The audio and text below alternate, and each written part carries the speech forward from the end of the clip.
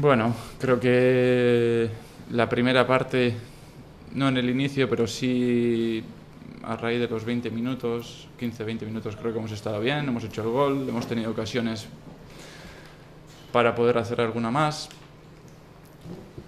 Y luego en la segunda parte, pues bueno, creo que el Tudelano ha sido superior a nosotros. Nos hemos desordenado, nos han hecho muchas ocasiones y así es difícil poder sacar algo positivo. ¿Te da la sensación de que has tenido el partido? ¿Se puede decir? ¿Que hemos tenido el partido? Tirado el partido. ¿Tirado? No. Perdido. Vale, perder, hemos perdido. No, 3-2. ¿Si en algún momento has tenido la sensación de tenerlo perdido o tenerlo el partido ganado? En el transcurso del minuto. Repito, creo que la primera parte estábamos bien y a raíz del descanso, del gol de la falta, hemos empezado a no defender tan bien, a que nos hicieran demasiadas ocasiones y ahí sufrimos. Luego es verdad que con balón tampoco llegábamos, sí, pero no había mucha claridad a la hora de llegar, llegábamos más de las acciones individuales y así es complicado. ¿El viento ha podido también influenciar algo en el juego? No.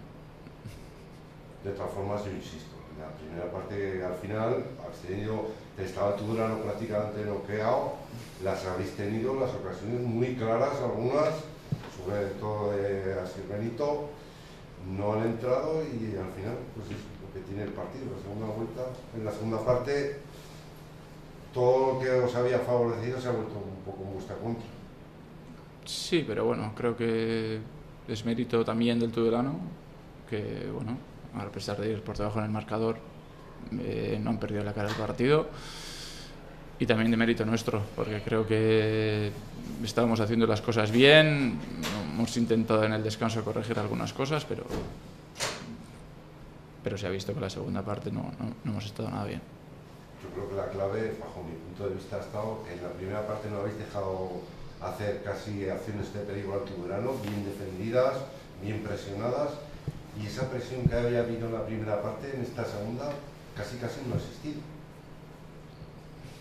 Es verdad que el gol ha llegado pronto, creo que ha sido el minuto 4, minuto 5 de la segunda parte y ahí nos ha costado. No hemos sido capaces de volver a entrar en el partido como estábamos y creo que la segunda parte al final han sido justos merecedores de ganar.